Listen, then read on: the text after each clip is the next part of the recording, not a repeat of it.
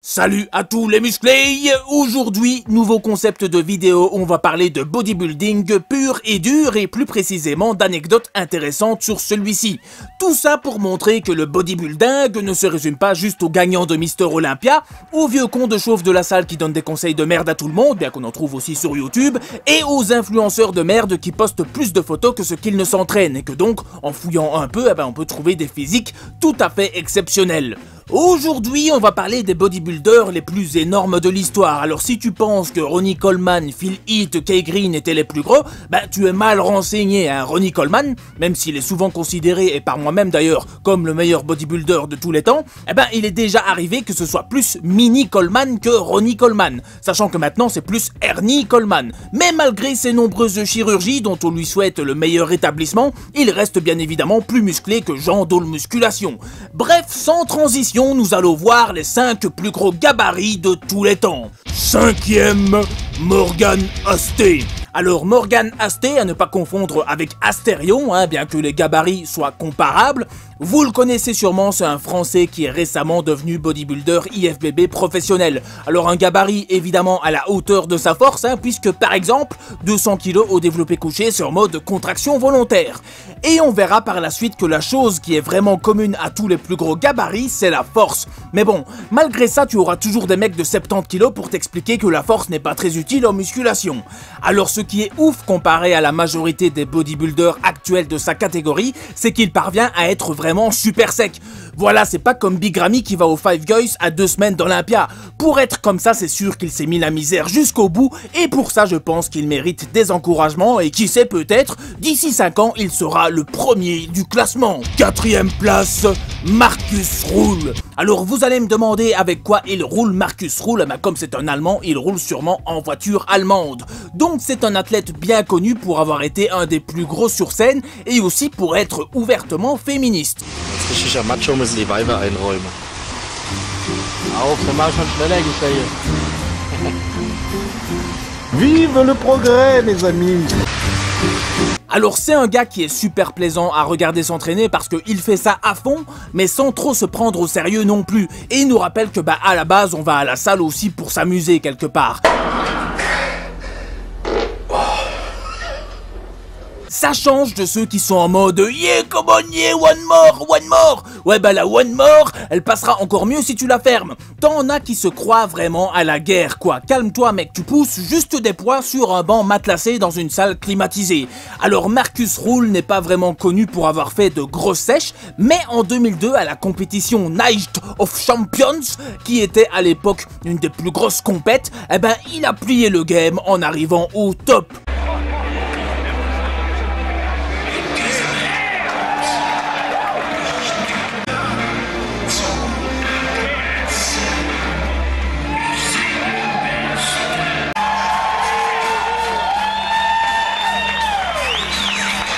Donc voilà, Markus Rühl 4e et qui rivalise avec le 3e du classement, Paul Dillett. Donc pas 9 lettres, pas 11 lettres, mais bien 10 lettres, ce qui fait un score maximal à des chiffres et des lettres. Alors, vous l'avez sûrement déjà vu, même si vous ne le connaissez pas spécialement, notamment avec ce fameux avant-après qui est souvent relayé par les débiles pour dire « Regardez ce qui se passe quand on arrête les stéroïdes, gna gna gna ».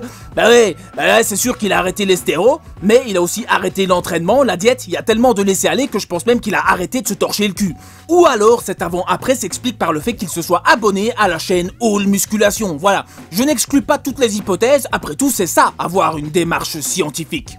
Donc il est reconnu pour avoir été un bodybuilder vraiment géant, et surtout pour être un des seuls géants à avoir réussi à garder une taille fine et arriver vraiment bien sec en compétition, le tout donnant un rendu vraiment esthétique. Pour vous dire à quel point il restait propre durant sa carrière de compétiteur, il était invité en guest show au Grand Prix de Hongrie en 2003 et il était limite plus sec que les gars de Mister Olympia actuels en pleine compétition. Je me demande si un jour on retrouvera des athlètes aussi énormes dans le bodybuilding. En tout cas, c'est mal parti parce que si les salles ferment 3 mois à chaque fois qu'un Chinois mange une chauve-souris mal cuite, ça va être compliqué. 2e place, Günther Schierkamp. Quoi ? Non, il n'y a pas d'erreur sur la personne, c'est bien lui actuellement, c'est juste qu'il a sûrement arrêté la créatine et commencé à suivre les programmes de merde du genre « doubler ses bras ». Donc Gunther Schlierkamp, l'homme qui devait être Mister Olympia en 2002, sauf qu'il a fini 5e. Et je peux vous dire que le public n'était pas content du tout. Gunther Schlierkamp. Oh no. Here we go. Here we go.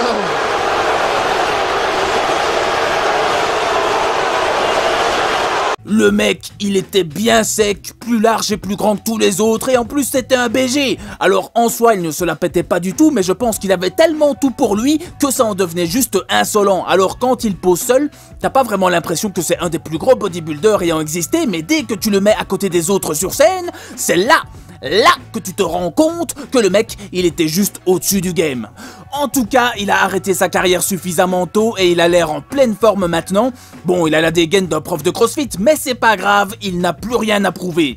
Et enfin, le premier, Greg Kovacs. Alors pour vous expliquer à quel point il était extrêmement énorme, souvent il y a des gens qui disent « Ouais, lui, il a des bras plus gros que mes cuisses », ce qui est en réalité une hyperbole, hein, c'est pas vraiment le cas. Eh bien lui c'est réel, il montait à 65 putains de centimètres de tour de bras, c'est-à-dire qu'il avait vraiment des bras plus gros que les cuisses de la plupart des gens. Bon, moi j'ai quand même plus de cuisses, hein, merci le squat et le soulevé de terre, hein, les exercices soi-disant inutiles. Bref, n'importe qui à côté de Greg Kovacs devenait juste un nain un peu musclé. Alors il est aussi réputé pour avoir été un des plus forts. Là par exemple c'est du développé à 250 kg pour 1m93. Et le pire c'est que c'est sûrement des vrais poids contrairement à ceux de Athlean X.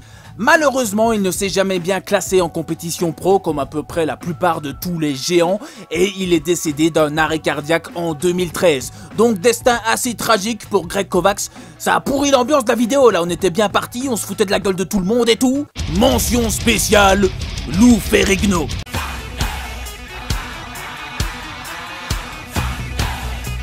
Quelle humiliation, quelle humiliation, quelle humiliation, quelle humiliation.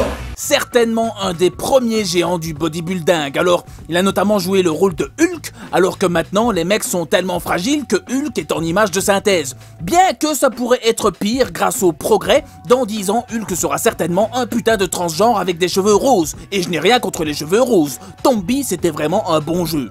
Alors je ne l'ai pas vraiment mis dans le classement car il a vraiment été géant que durant les 3 années de son comeback.